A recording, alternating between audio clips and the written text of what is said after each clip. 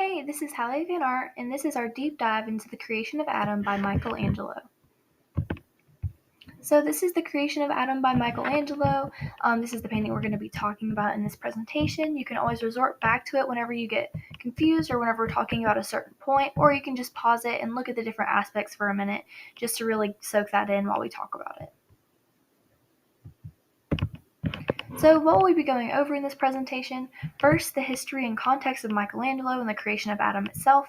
Second, the design, technique, and materials used. Third, the symbolism, themes, and messages. And fourth, the meaning and interpretation as a whole. So the history and context of Michelangelo: he was born on March 6 in 1475 in Caprice, Tuscany. He was one of the first artists to be recognized in his lifetime, and he's the best documented artist of the 16th century.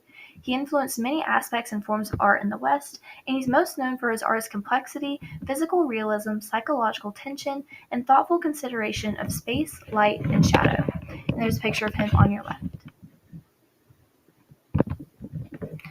Looking into the history of the creation of Adam itself, the creation of Adam is a fresco painting that was created between 1508 and 1512 on the ceiling of the Sistine Chapel in the Vatican City. It depicts a passage from the book of Genesis, which describes God creating Adam and giving life to the first man. The painting was originally commissioned by Pope Julius II when he was in Rome. And just a little fun fact, the original commission included paintings of the 12 apostles. However, Michelangelo persuaded the Pope to allow him to rethink the design, which ended up in the creation of Adam. The historical context during this time period, just what's going on while the creation of Adam is being created. The Italian Renaissance is happening, the Protestant Reformation, and scientific advancement and exploration. So just a lot going on in the environment, just politically, religiously, artistic-wise. There's just a lot of things happening that really influenced Michelangelo's creating this painting and why it was created and stuff like that. And there's a picture of the Sistine Chapel in the Vatican City on your left. Okay, so our next big point is the design, technique, and materials used. So what materials were used? Plaster, pigments, brushes, and scaffolding. That kind of leads us into our techniques. These were all things used in the fresco technique, where essentially you would take natural pigments and coloration and put that into wet plaster, and that would kind of create the coloration and just create the whole piece in general. Another thing that was used is the anatomical anatomy. Michelangelo had a really great understanding of this, just proportion-wise, and just making sure that in his painting that it was anatomically accurate. You can also see contrapposto, which is seen on the right, just with kind of like the hip going to the side and putting your weight on one leg with the other leg kind of splayed out to the front. That's seen in this painting with both Adam and God. He also uses emotional expression. You can just see in both Adam and God's facial expressions just like the intent and emotion behind them, and Michelangelo had a really good understanding and utilization of that. You can also just see in all these kind of tie together the light, spatial design, and color utilization just to kind of make the piece really come together as a whole. And you can just see in the color choices and in the light in certain areas and where certain things were placed, you can really see the intentionality behind that.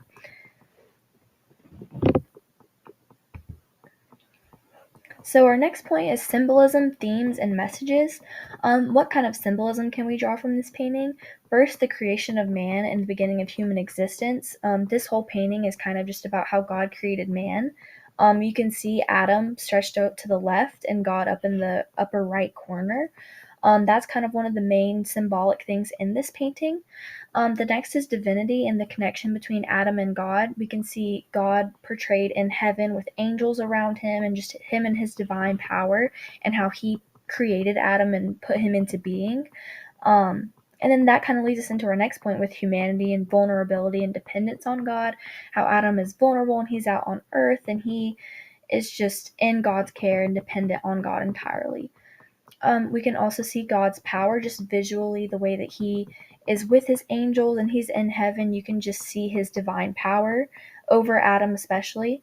And then also an interesting point is that you can see the Holy Trinity. You can kind of see like a triangular shape in the upper right corner where heaven is displayed with the angels around God. That's kind of representative of the Holy Trinity in different interpretations that I found. And we also just see a lot of Renaissance ideals just with like the different stylistic choices used and a lot of those same ideals religiously portrayed in this painting. Overall themes: God is man's creator and he has divine power over humans. Humans are vulnerable creatures and God is all powerful. We are dependent on him, and a lot of Renaissance and Protestant ideals of the time relating to art and religion.